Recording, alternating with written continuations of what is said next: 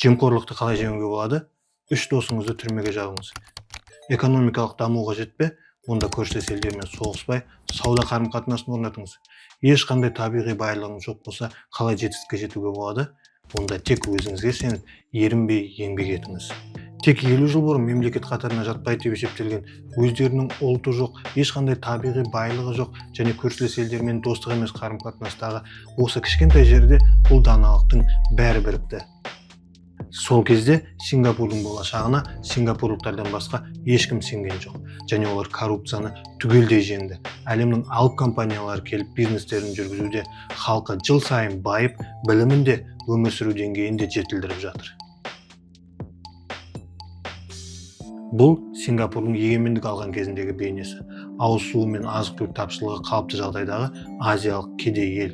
Алтын, мұнай сияқты сыртқа сататын ешқандай табиғи байлығы да жоқ. Сондықтан халқы әрең күн көруде.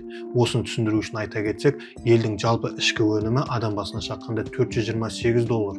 Салыстырғанда бұл сол кездегі Коста-Рика мен Ямайканың ортасында. Бірақ Сингапурдың географиялық орналасқан жері өте керемет. Міне картадан қарасақ, Азия мен Европаның сауда жолының дәл ортасында. 1600 жылдары Үндістан және Азия елдерін отарлау үшін Британия корольдігі осы жерде жүк арту портын салған болады. 1700 жылдары Британия бұл портты салықтан бос жер деп жариялады. Сондықтан әлемнің түкпір-түкпірінен саудагерлер шоғырланып, Сингапур жерінен көп тауар өтіп жатты. Екінші дүниежүзілік соғысынан кейін Британия корольдігі құлап, Африкадағы отар елдер Үндістан, Малайзия және Сингапур тәуелсіздігін алды. Бірақ үлкен билік иесі кеткеннен кейін Сингапур өз проблемаларымен жалғыз қалды. 100 миллионнан аса халқы бар Индонезия немесе 10 миллионнан асатын Малайзия сияқты көршілермен салыстырғанда 1,6 миллион халқы бар Сингапур өте кішкентай және әлсіз. Халқының көбі палаткада тұрады. Тұрғын үй проблемасы, жұмыссыздық және әртүрлі ұлттардан құралған бірлігі де жоқ ел. Халқының 75%-ын қытайлар, 12%-ын малайзиялықтар және 8%-ын үндістер құрайды.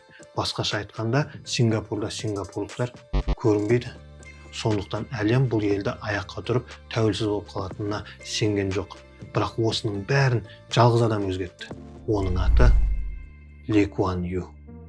Сонымен Ли Куан Ю ол 1959 бен 90 жылдар аралығында 30 жыл елді басқарып, ең әлсіз деп саналған Сингапурды Азияда ең дамыған мемлекетке айналдырды. Енді осыны қалай жасаған айтардан бұрын өтінерім, арнаға тіркеліп, пікір бөліміне бірнеше коммент қалдырып қойыңыз. Ұстанған қағиданың біріншісі, ешкімнен көмек сұрама, керісінше өз көмегіңді ұсын. 20 ғасырда әлемде барлық елдерге қажет ресурс бар, ол мұнай. Естеріңізге салайын, Сингапурда мұнай жоқ. Бұл проблема ма? Мұнай жоқ елге Shell, Esso сияқты әлемдік ірі мұнай компаниялары бірінің артынан бірі келіп жатты. Сингапурда не іздеп жүр дейсіздер ғой? Бәрінің себебі жергілікті билік мұнай өңдейтін зауыт ашуға өте тиімді ұсыныс жасап отыр. Ал сіздер Сингапурдың сауда жолының ортасында орналасқан және салықтан босатылған порт болғанын білесіздер. Нәтижесінде Сингапур әлемде ең ірі мұнай өңдейтін мемлекетке айналды. Бірақ мәселенің бәрі тек мұнайда емес. Біз халыққа жұмыспен күн көруге мүмкіндік беретін кез келген идеяға жармасып отырдық. Осыған мысал, қармақ ілмегін жасайтын норвегиялық кішкентай компанияны Сингапур құшақ жая қарсы алды. Нәтижесінде 100-ге жуық адам жұмыспен қамтылып, әлемді қармақ ілмегінің барлық түрімен қамтамасыз етіп отырды. Бірақ қармақ ілмектермен мықты экономика жасау қиын, сондықтан ірі транснационалды компанияларды келтіру қажет. Дәл осы мақсатта Сингапур тәуелсіз даму басқармасын құрды. Олар бүкіл әлем бойынша инвесторларды іздеп, ел экономикасына ақша салушылардың бүкіл мәселелерін шешуге құқылы болды. Осы жерде ұстанған қағидасының екіншісін айтайын. Инвестицияны серпіліс болу мүмкін деген жерге салу қажет. 69 жылы адамзат өркениеті үшін 3 маңызды оқиға болды. Біріншісі, ай бетінде алғаш рет адам қадам басты. Екіншісі, қашықтықтағы 2 компьютерді байланыстырып, болашақ интернет желісін ойлап тапты. Үшіншісі, Калифорниядағы ғалымдар жұқа пластинаның бетіне микропроцессорларды орнатып, цифрлық революция бастап алды. Ал Сингапурда серпіліс осыдан 1 жыл бұрын басталды деуге болады. 1968 жылы тиімді және тасымалдауға ыңғайлы жер іздеп жүрген Texas Instruments компаниясының өкілдері микропроцессорлар өндіру зауытын Сингапурда ашуға келісім жасады. Араға 1 жыл салып, HP микроэлектроника зауытын ашты. Сосын General Electric келді. 10 жыл өткесін әлем компьютерлерін жатқанда Сингапур ірі өндірушісіне айналды. Және ол аздай дәл сол кезде Сингапурда әлемнің жаңа қаржы орталығы ашылды. Оның жұмыс істеу логикасы өте қарапайым. Сол кезде Цюрих қаласында қаржы ағымы 9:00-де оянатын. Сосын Лондон банктері ашылады, сәл уақыттан кейін Нью-Йорк ашылады. Цюрих пен Лондонда банк жабылып, қаржы ағымы Нью-Йоркқа көшеді. Ол жабылса, Сан-Франциско қабылдайды. Осы жерде бір мәселе болып тұр. Сан-Франциско жабылғанда Цюрих әлі ұйықтап жатыр. Сондықтан қаржы әлемі байлаулы.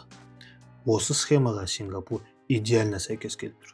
Сан-Франциско банктары жабылмай тұрып, Сингапур эстафетаны қабылдайды, жабылар алдында қаржы ағымын Цюрихқа бағыттап отырады.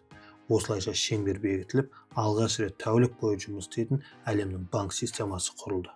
Қағиданың үшіншісі – талантты адамдар елдің басты байлығы. Сингапурда дамыған елдердің адамдары шоғырлану үшін Ли Куан Ю барлық жағдай жасады. Географиялық орналасқан орын мен климат өте жақсы. Бірақ бизнесмендер өз еркімен келу үшін денсаулық сақтау, білім алу, қауіпсіздік, жолдар мен сервис дамыған мемлекеттерден кем болмау керек. Ал бұның бәрі орындалу үшін сингапурлықтарда Америка немесе Ұлыбританиядағыдай білімі болуы және біліміне сәйкес жалақысы болуы тиіс.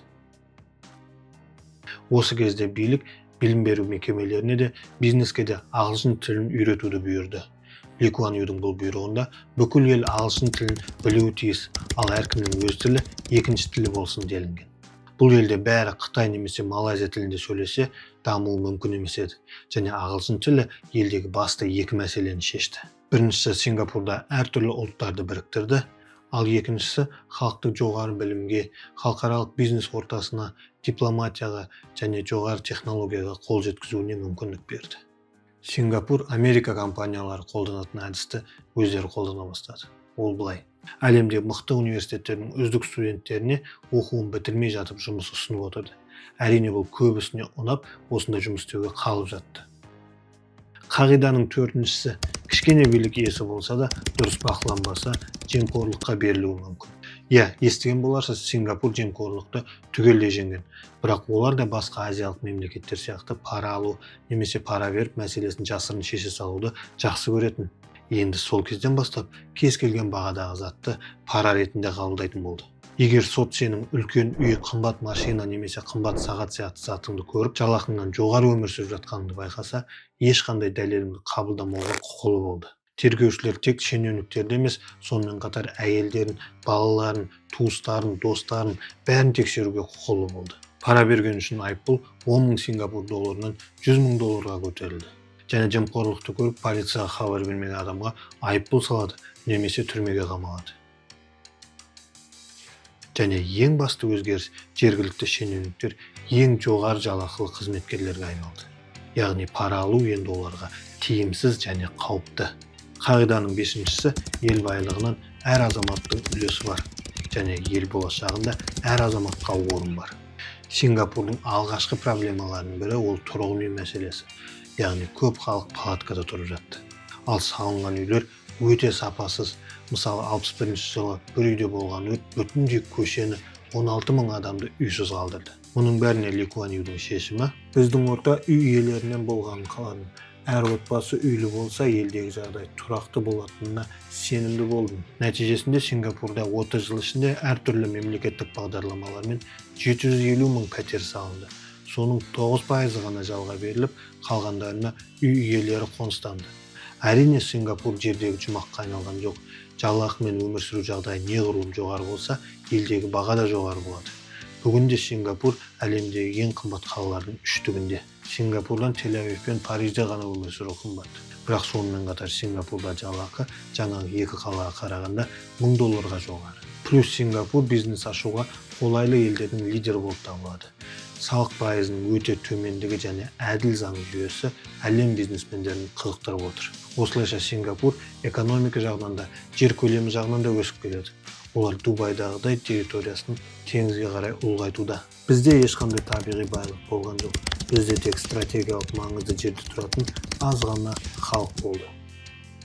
Естеріңізде болсын, ең бастысы бұл адамзат капиталы.